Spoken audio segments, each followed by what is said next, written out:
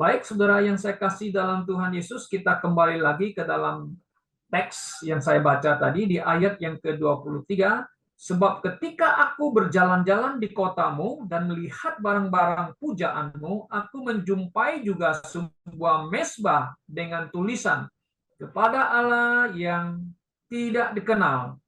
Apa yang kamu sembah tanpa mengenalnya, itulah yang kuberitakan kepadamu. Jadi tema atau teks malam ini adalah kepada Allah yang tidak dikenal. Nah, saudara-saudara, Paulus berada di kota Athena ya. Nah, kota Athena ini pada zaman dahulu, pada zaman Rasul Paulus merupakan kota metropolitan, kota yang sangat penting dalam kerajaan Romawi. Dan tidak jauh dari kota Athena ada sebuah juga kota yang sangat terkenal juga adalah Korintus.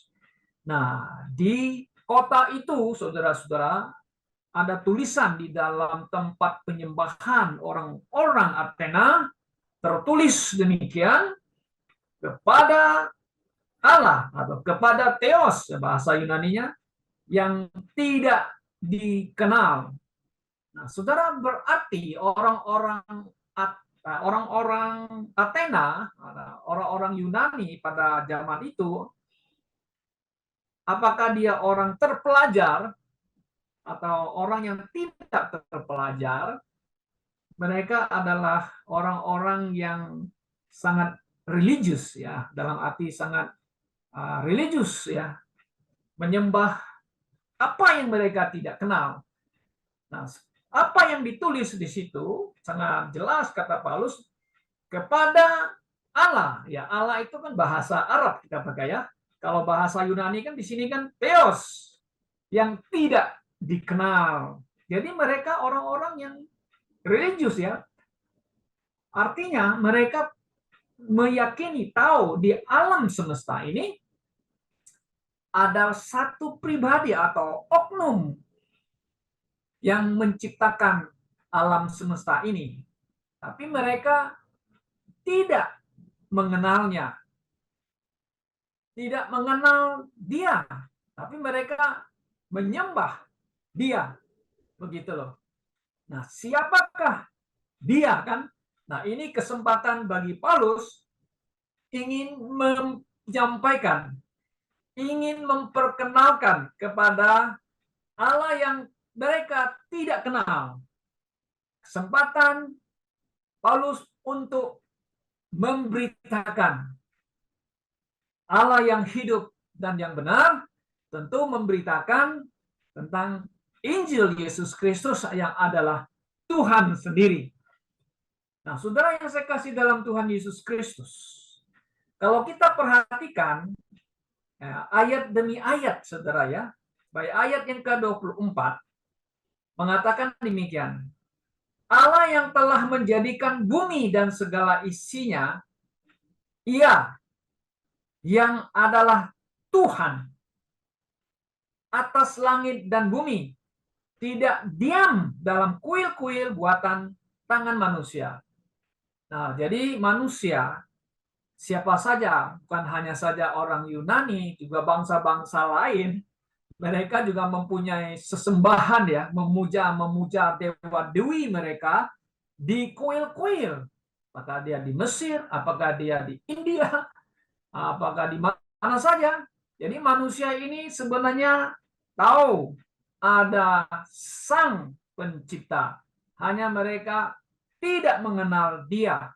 Mereka memuja dia, ya, mereka menyembah dia, bahkan mereka juga menggantikan apa yang harus disembah itu adalah sang pencipta dengan ciptaannya. Nah, saudara-saudara yang saya kasih dalam Tuhan Yesus. Nah, Paulus di sini menjelaskan kepada mereka ya, yang menjadikan langit dan bumi ya dan seisinya adalah Allah. Dan di sini dikatakan dialah Tuhan. Tuhan dalam arti maksudnya He's the owner, ya, Tuhan atas langit dan bumi. Jadi alam semesta ini miliknya Tuhan, kan begitu. Nah, saudara-saudara, jelas di sini. Paulus mengatakan Tuhan yang menguasai alam semesta ini, ya dia tidak tinggal, dia tidak diam di kuil-kuil seperti yang Anda semua menyembah dia di kuil-kuil. Ya, mereka beranggapan bahwa dewa-dewa harus ada tempatnya untuk disembah. Maka dibangunlah kuil, saudara-saudara. Nah, kalau kita lihat di konsep perjanjian lama, ya betul, saudara-saudara, bahwa bangsa-bangsa lain ya ada tempat untuk penyembahan dewa-dewanya seperti orang Filistin, ada tempat menyembah dewanya, orang Mesir juga ada tempat penyembahan dewanya. Nah, kalau umat Israel, saudara-saudara, memang mereka tidak ada tempat untuk menyembah Allah, maka itu Israel pergi ke Gunung Sinai untuk menyembah Elohim, ya, menyembah Yehova, gitu ya, di Gunung Sinai. Lalu Tuhan memerintahkan kepada Musa supaya dibangunlah namanya kemah suci. Nah, di kemah suci itulah mereka menyembah Elohim, ya, menyembah Yehova dengan tata cara yang telah diberikan oleh Tuhan kepada umat Israel. Ya, jadi kemah ini bisa dibawa pindah-pindah. Kalau berangkat pindah ke tempat lain, yuk bangun lagi kemah Injil itu untuk sebagai tempat ibadahnya orang Israel. Nah, akhirnya kemudian kita lihat umat Israel ya membangun namanya bait suci, ya, orang selalu mengatakan itu kuil-kuilnya orang Yahudi, orang Israel, ya. Oke, itu disebut adalah bait suci, kita mengatakan tempat di mana orang Yahudi menyembah Elohim lagi, tempat yang permanen, ya kan, di Yerusalem yang dibangun oleh Salomo. Sebenarnya Tuhan yang memiliki alam semesta ini, ya kan, dia tidak perlu tempat itu, ya kan. Memang tempat itu Tuhan izinkan sebagai tempat pertemuan mereka dengan kehadiran Tuhan, karena di bait suci itu ada namanya tabut perjanjian sebagai simbol kehadiran Tuhan. Nah, memang Allah pencipta langit dan bumi dan Tuhan memang dia tidak tinggal di bait suci itu, karena akhirnya bait suci kan dua hancur kan pada zaman Yesus, kan hancur lebur, ya, tidak ada lagi gitu loh. Kenapa, saudara? Karena Yesus sudah berkata kepada seorang perempuan Samaria, ya kan, tiba saatnya penyembah-penyembah yang benar akan menyembah Elohim, nah Allah, dalam kebenaran, dalam roh dan kebenaran. Anda bisa baca di situ di Yohanes pasal 4, ya. Sangat jelas. Nah, jadi Paulus ingin mengatakan kepada orang Yunani ini, saudara tahu ini orang Yunani ini, saudara, ini bukan sembarang orang loh. Kalau saudara perhatikan itu ada namanya itu berdiri di atas Areopagus. Wow, ini orang-orang yang cerdas, orang filsuf yang pinter-pinter, ya, luar biasa, ya, saudara-saudara. Berargumentasi, ya,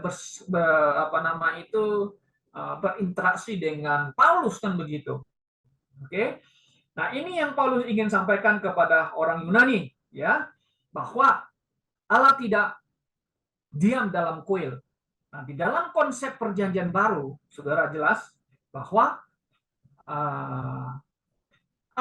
Tuhan namanya Yesus, di mana setiap orang yang percaya kepada Yesus, tubuhnya lah yang disebut dengan bait dari Roh Kudus. Nah, saudara bisa baca itu di 1 Korintus pasal yang ke-6 ayat 19-20. Jadi tubuh kita ini adalah bait Roh Kudus, di mana Roh Kudus tinggal diam di hati kita, bukan di kuil, bukan di gereja besar, bukan di katedral. Ada orang Kristen yang selalu mengatakan, oh ini rumah Tuhan, ya, gereja rumah Tuhan. Nah, gereja gedung itu bukan rumah Tuhan. Ini mereka salah persepsi, ya, salah konsep itu, ya.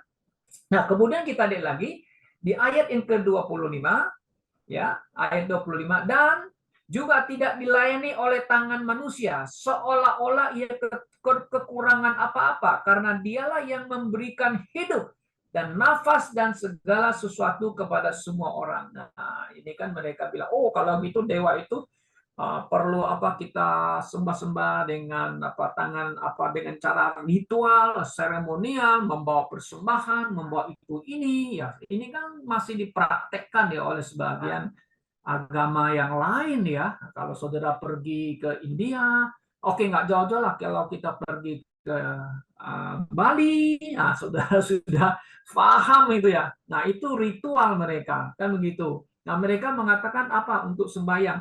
Menyembah kepada siapa katanya? Nah ini satu yang kita perlu bahas. Kami menyembah Tuhan Sang Pencipta ini. Ya? Nah, saudara, Tuhan yang mana yang mereka sembah? Pokoknya Tuhan lah. Kenapa? Karena konsep agama sekarang, ya, Anda berbeda agama, Anda berbeda namanya ajaran, ya, kita beda-beda ajaran, beda-beda agama, tapi kita menyembah Tuhan yang sama, gitu loh. Nah, ini adalah satu konsep ibadah pluralisme atau universal gitu ya. Jadi nama Tuhan atau nama Allah telah menjadi Allah universal atau Allah yang pluralis gitu ya, saudara-saudara ya. Nah, ini adalah ajaran baru yang telah dicanangkan, ditetapkan oleh pemimpin-pemimpin agama termasuk Roman Catholic dengan agama lain sudah mengatakan kita adalah keturunan Adam. Bapak kita yang satu ini. Agama kita beda. Cara kita beda. Tapi yang kita sembah adalah sama. Kan begitu. Nah, ini tidak sesuai dengan pemahaman ajaran daripada Tuhan Yesus sendiri dan bahkan dan juga ajaran dari para rasul ya. Beda ya. Allah mereka beda dengan Allah kita. Allah kita adalah Allah yang mempunyai anak, saudara. Ya kan? Siapa yang tidak memiliki anak, ya, tidak percaya kepada anak, ya tidak memiliki hidup, kan begitu. Nah, mereka mengatakan Tuhan. Tuhan yang mana? Ya, Tuhan kita adalah Tuhan yang hidup dan yang benar, di mana Tuhan Yesus Kristus adalah Tuhan yang telah mati di atas kayu salib menebus dosa manusia. Nah, ini yang Paulus ingin sampaikan, jelaskan kepada orang Yunani yang katanya menyembah kepada Theos, menyembah Allah yang tidak dikenal.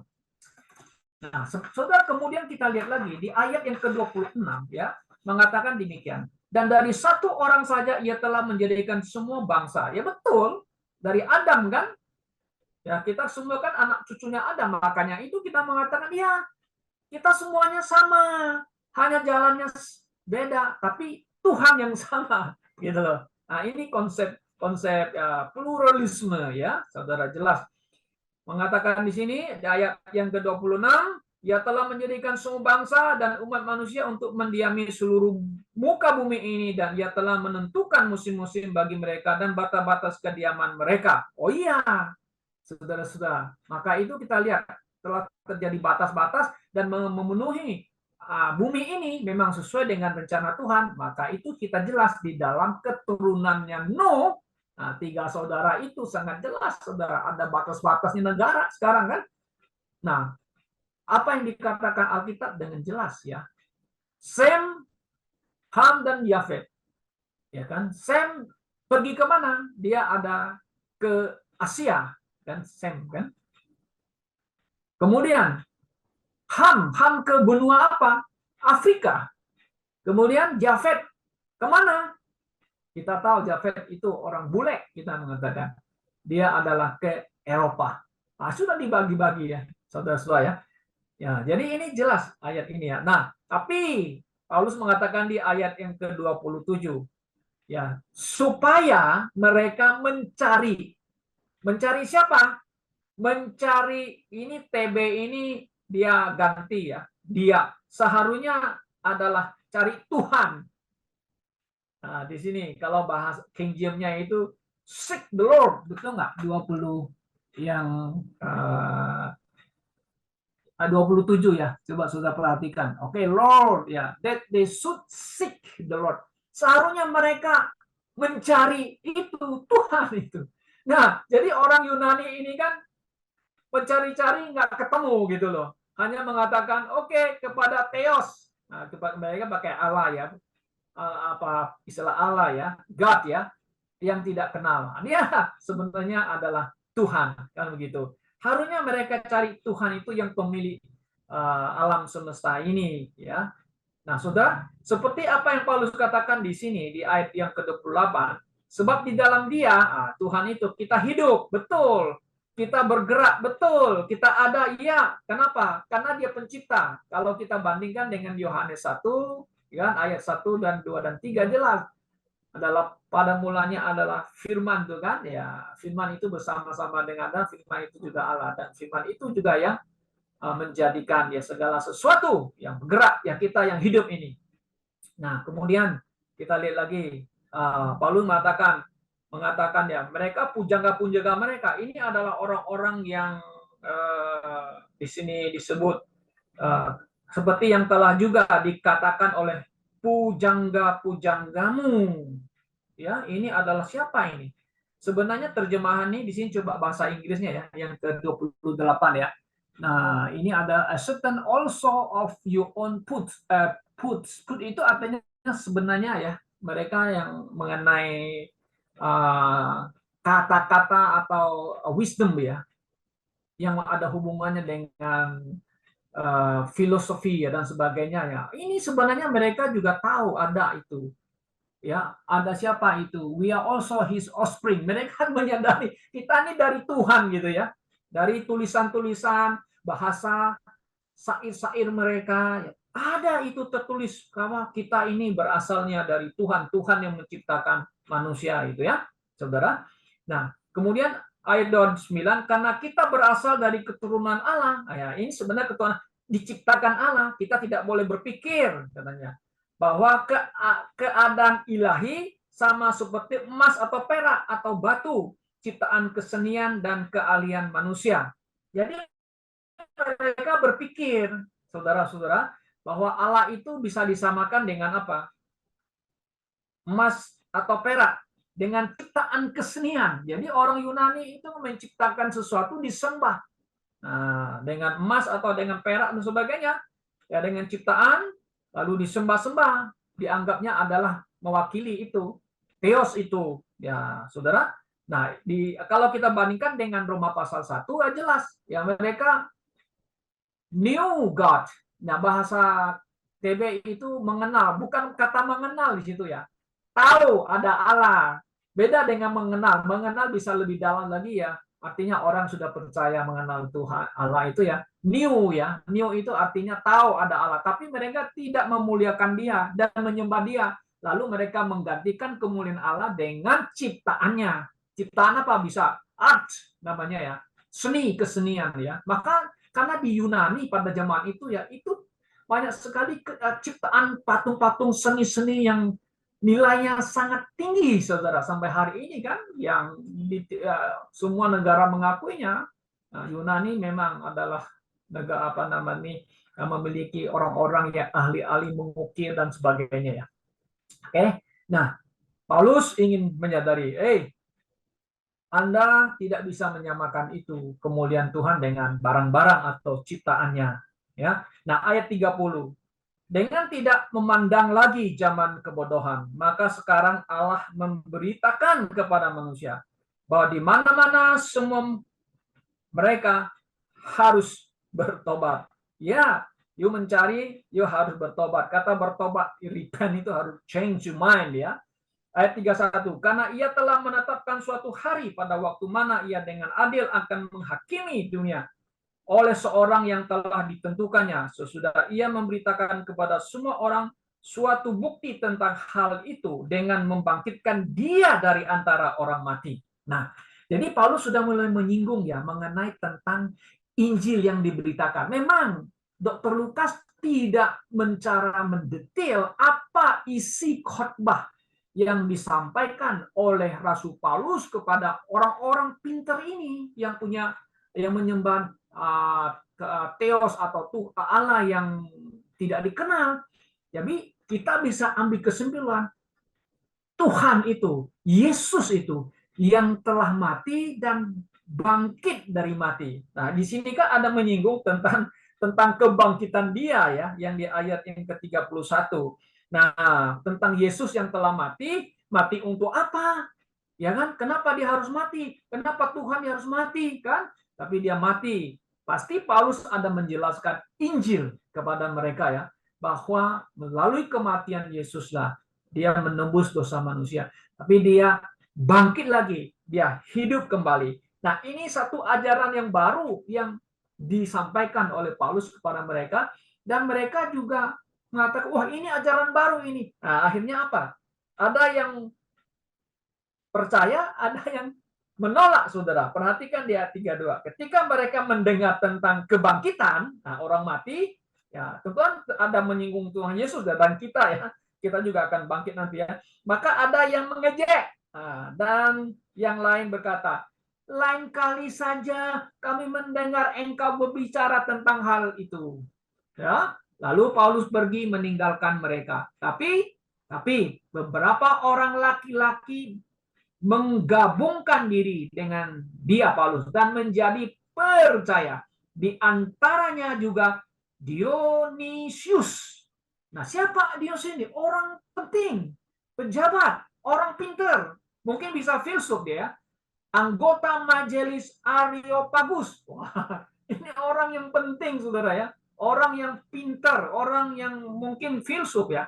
Dan seorang perempuan juga bernama Damaris. Dan juga orang-orang lain bersama-sama dengan mereka. Nah, ada yang percaya. Setelah Paulus menjelaskan, siapa Theos yang kalian tidak kenal? Dialah Yesus Kristus, Tuhan pemilik alam semesta ini. Nah, apa yang dapat kita pelajari malam hari ini, saudara-saudara, melalui konteks sini kepada Allah yang tidak dikenal? Satu, bahwa nama Allah, nama Tuhan telah menjadi konsep Allah yang sama, agama yang sama, menyembah oknum yang sama. Dan sudah diterima oleh semua agama.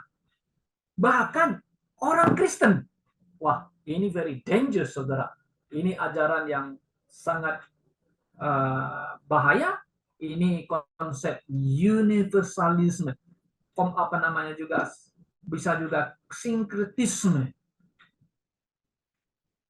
Kita beda-beda. Kita anak Adam. Kita keturunan Adam.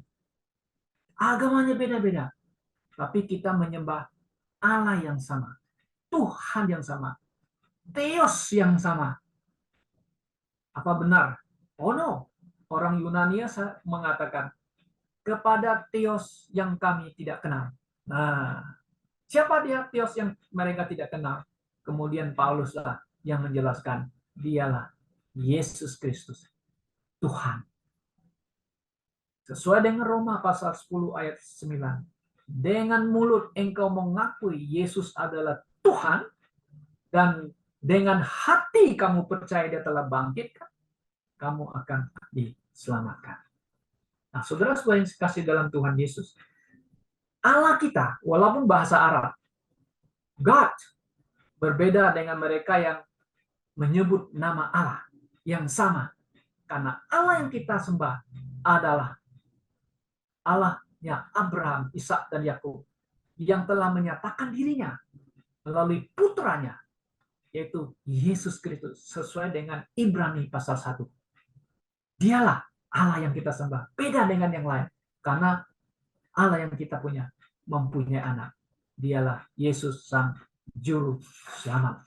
Dan saudara-saudara, Tuhan yang kita sembah adalah Yesus Kristus. Beda dengan mereka yang mengatakan, kami menyembah Tuhan yang Esa. Lalu Tuhan yang Esa, Tuhan yang bagaimana? Kami punya Tuhan yang hidup dan benar adalah Yesus Kristus yang telah mati di atas kayu salib, menebus dosa manusia, dan dia bangkit kembali dari mati. Dialah Tuhan kami yang hidup. Inilah ajaran daripada Alkitab. Kiranya Tuhan menolong kita. Apakah saudara-saudara percaya kepada Tuhan yang telah mati dan bangkit lagi? dialah Yesus Kristus. Kiranya Tuhan mengingatkan kita, menyadarkan orang Kristen, supaya kita harus menyadari Allah kita, Tuhan kita, berbeda dengan orang-orang yang ada di luar kekristenan. Kiranya nama Yesus Kristus yang dimuliakan. Amin. Mari kita berdoa.